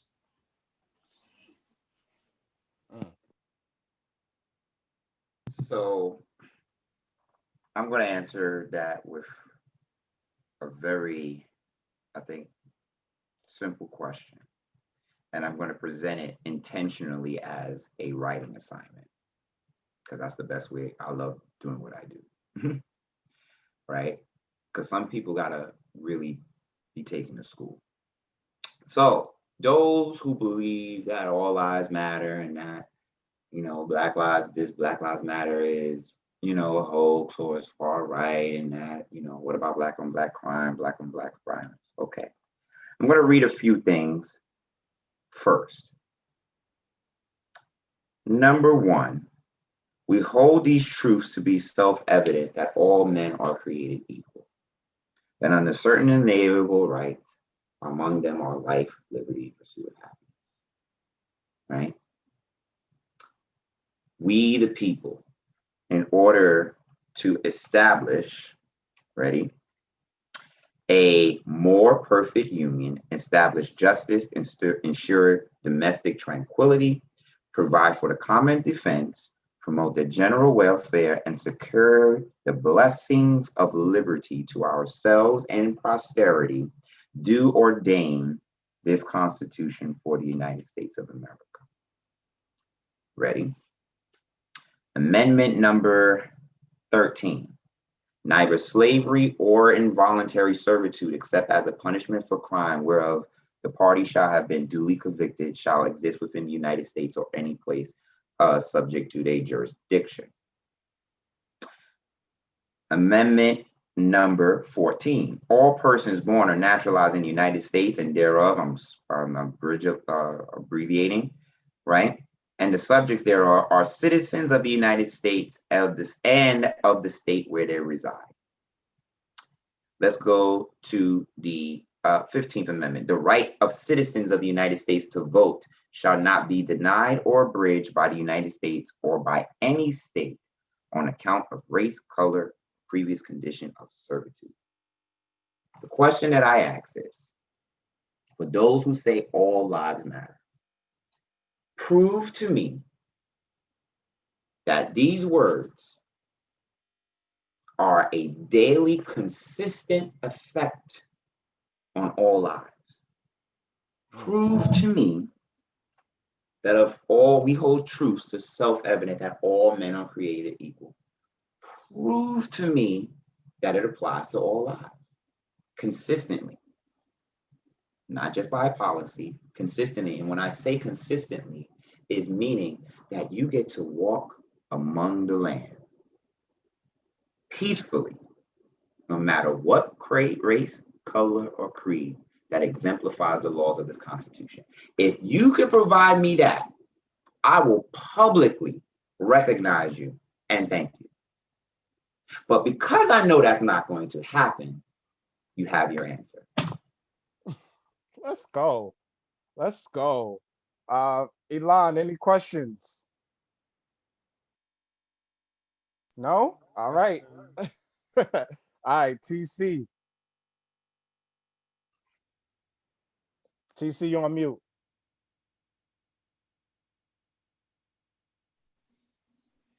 No, that's it. Honestly, all the questions you guys answered was like everything in one, basically.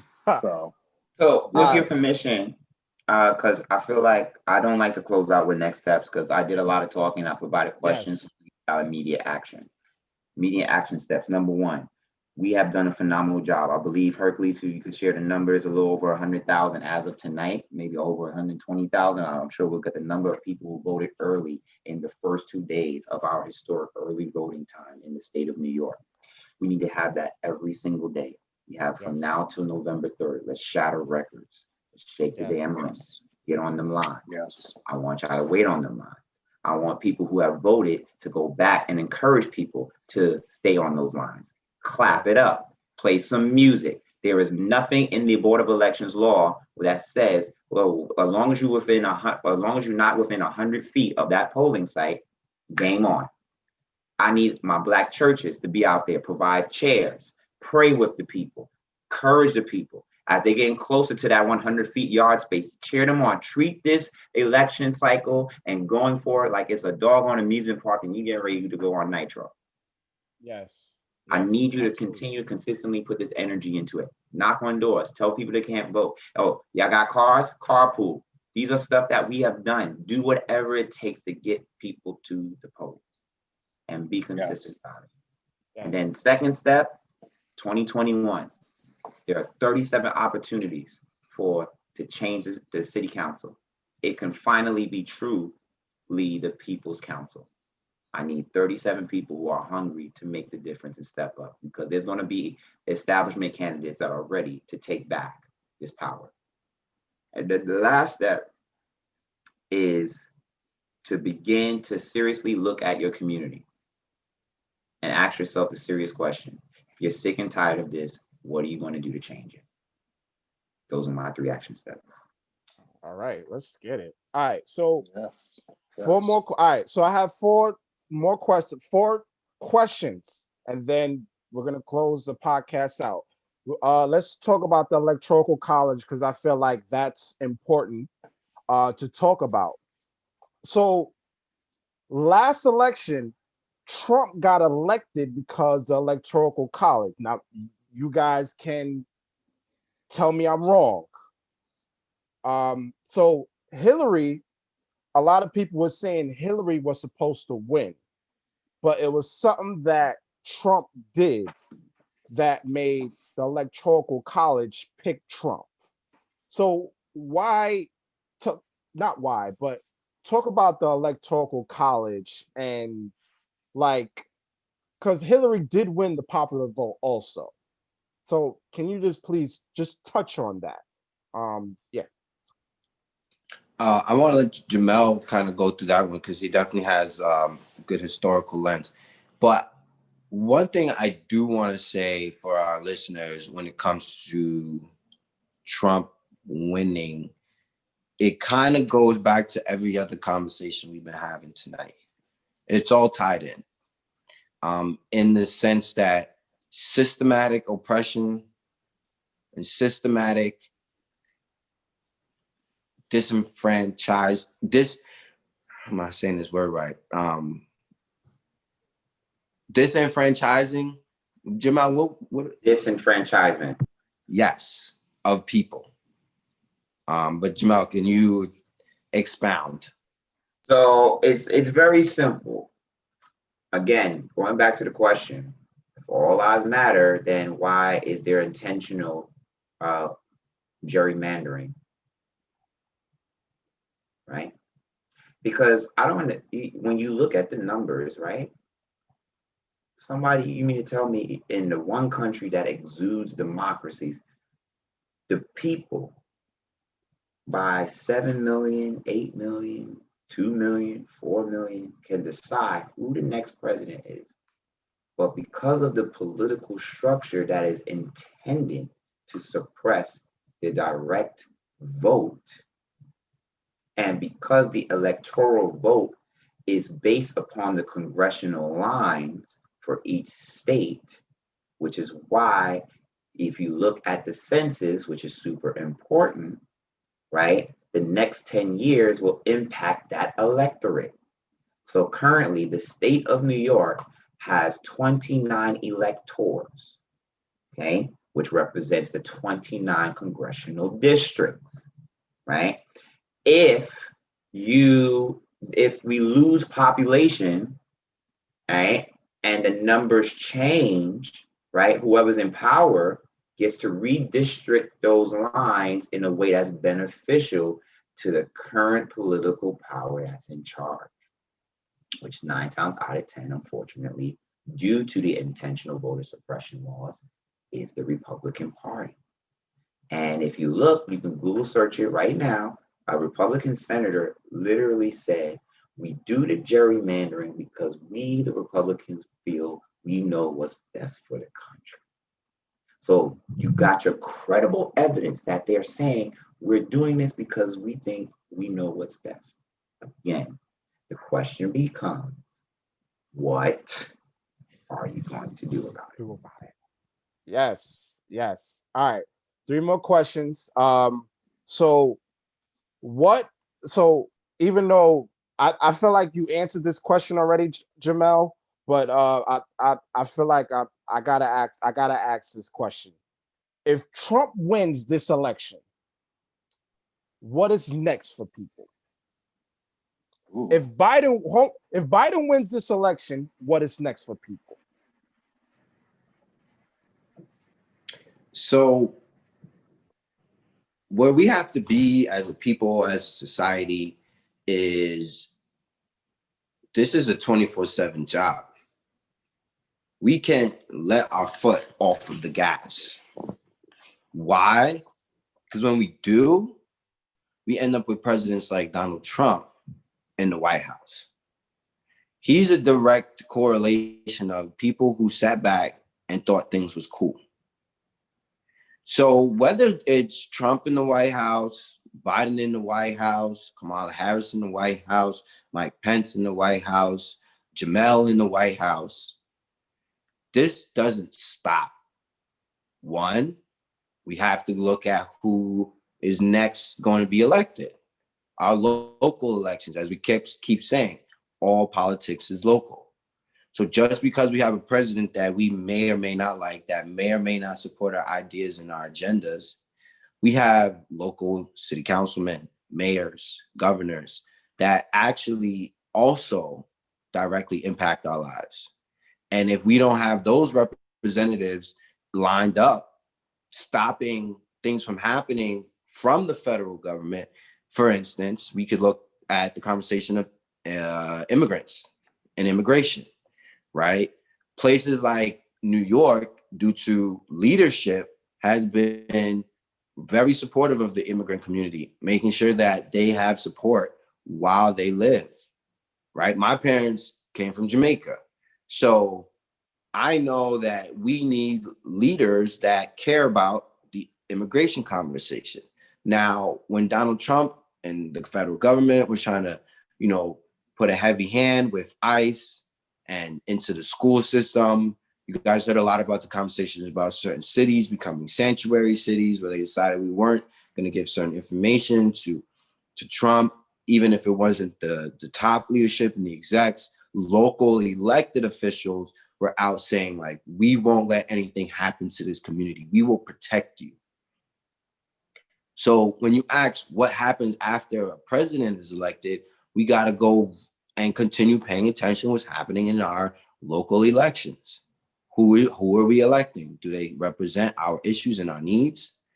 And again, start the conversation about the next 4 years. Just because, Trump had 4 years. Whatever happened, happened. He doesn't have to have another 4 years. But if we, again, took our foot off the pedal, we were sitting back and watching him destroy our nation instead of preparing who was going to lead us next. So many people are like, oh, Joe Biden wasn't my pick. Well, what were you doing between Trump being elected the first time and this next election to ensure that the person that you wanted as president was in the position to be there? How many people actively were doing something? Often after elections, it gets quiet. Everybody disappears, all the hype goes away, things are calm, and we can't do nothing about it. So we just go back into our corners. And that's always been and always will be the wrong attitude to have.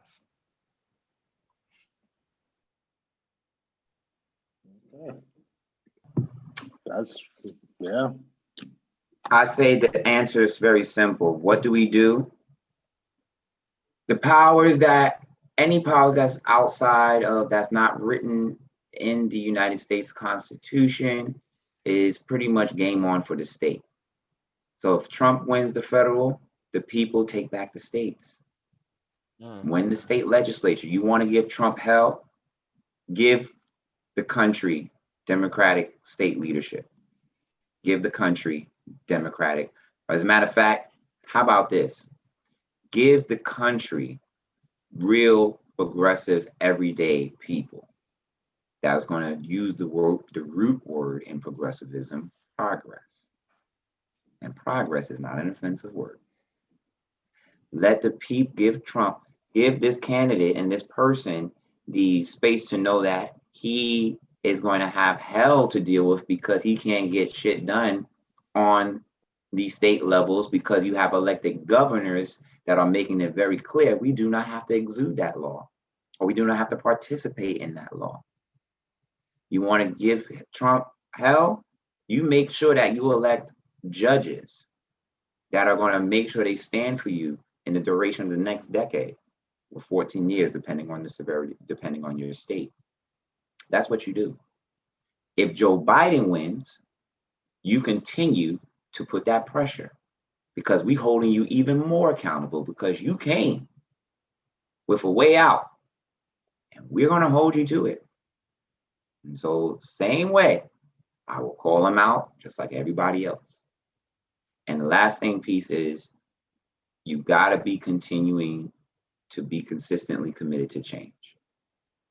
The city of New York has been consistently committed to change for over 175 days and counting in activism for equality and justice. We're not stopping, and we can't stop. The city has given the people full permission to exercise its First Amendment rights to the United States Constitution. And that includes educating the people on our experiences, calling people to action, and stepping up. And we have done it very successfully without zero spikes in COVID cases when it comes to protesting and organizing. Look at the data. So again, what are you going to do about it? What are you going to do about it? Let's get it. All right, last question, and then we're going to close out. All right.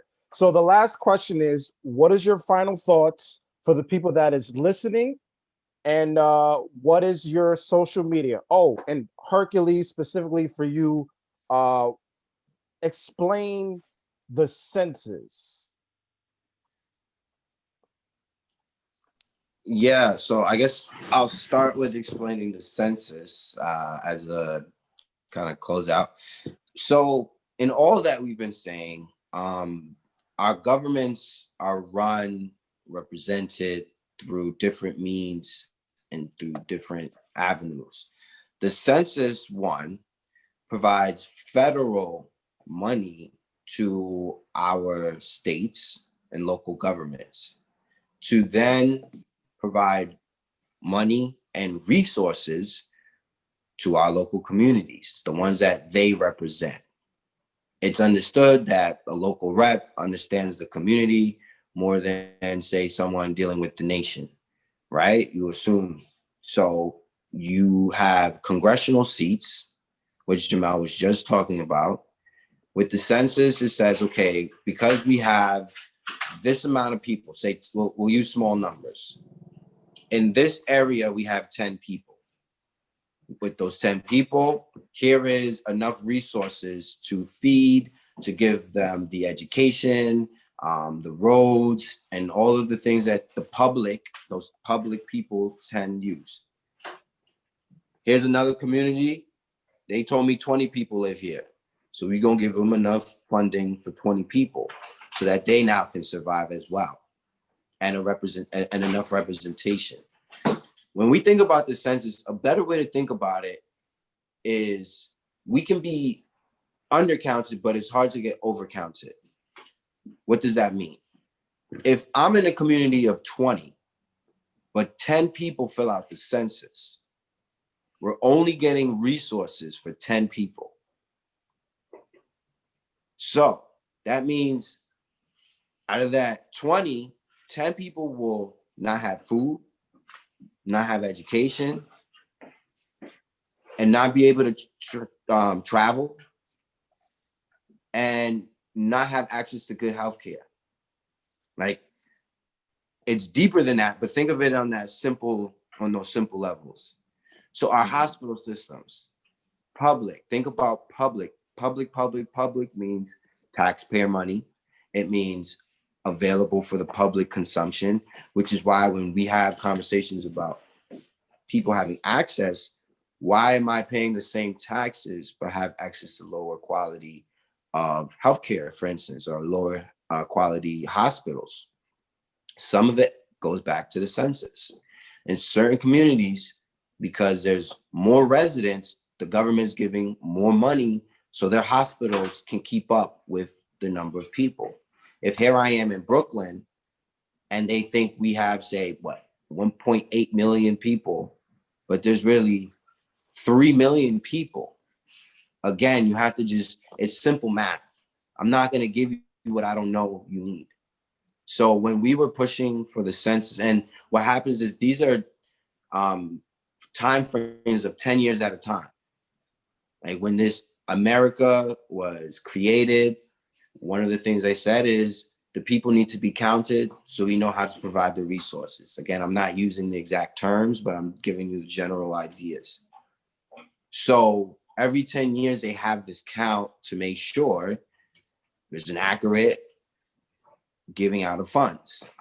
And that's why we always have this conversation. 10 years ago, we lost representation. We lost money because like, again, in the same scenario, we had 20 people, but only 10 filled out the census.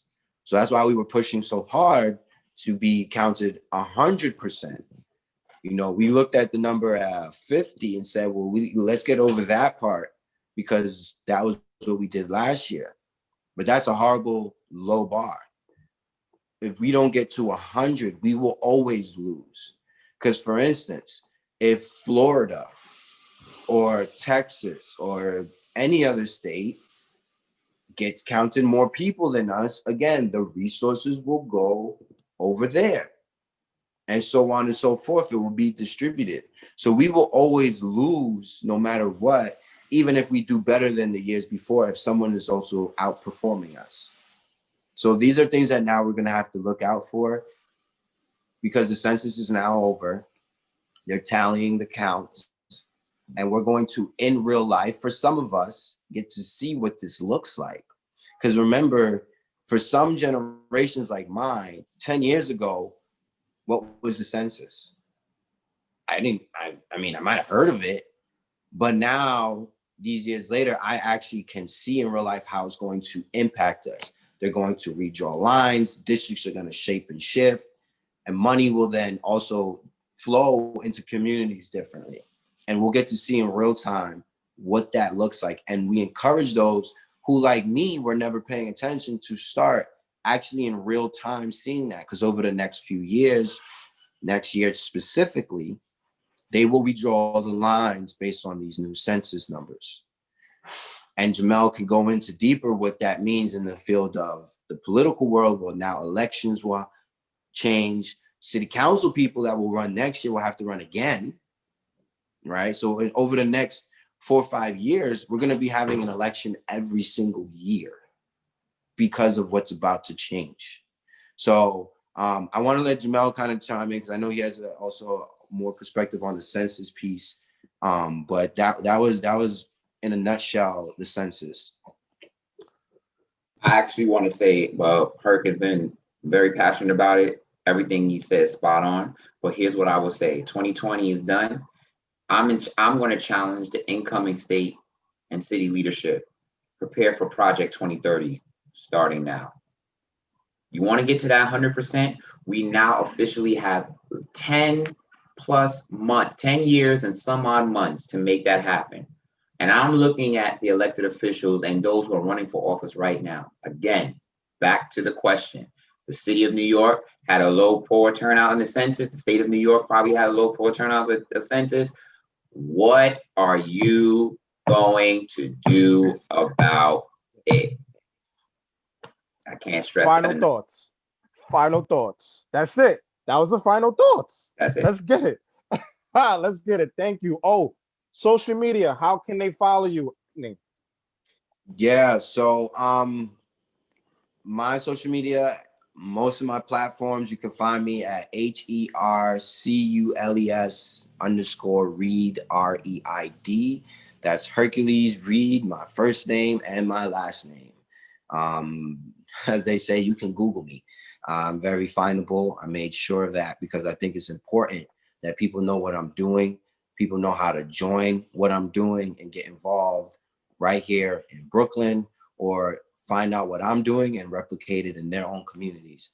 I don't do what I do for me. I do it so that we can grow together. If I'm excelling and my people are not rising with me in the space of at least opportunities and access, resources, and education, then I feel like I'm not doing my part. So again, I want to say thank you all for giving myself this platform. It means a lot. And to the viewers, thank you guys for listening. All power to the people. That means we have the power in our hands as long as we use it. So let's get out there. Let's continue to be engaged. Let's vote. Let's vote early. Let's vote often. Again, it's not just the presidential elections. If you live in New York specifically, I'm telling you now, you'll see it, but you're hearing it first. At least for the next 5 years, there will be an election every year, which means we can truly change the narrative and shape the future of the city and state for a very long time. And if we sit this one out, if we sit these races out, we will not be able to have control nor complain about what comes next. Let's change the narrative, let's switch it up, and let's do everything we can to fix what we know is broken for generations to come. Thank you. All right. I'm just going to simply say this. Follow me on Facebook, Instagram at jamell.henderson. On Instagram, more particularly, jamell.henderson. Twitter is jam_Henderson, JAM_Henderson. And I look forward to connecting with all of you. I just want to say this. I gave you the question. In the great words of my boy Pop Smoke, it's time to shake the room. Let's get to work.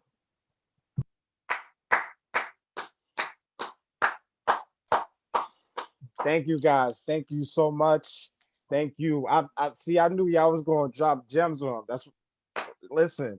Thank you so much and everything. 13. Please follow these guys. Please. They are all about work, community work. You just learned why voting is important.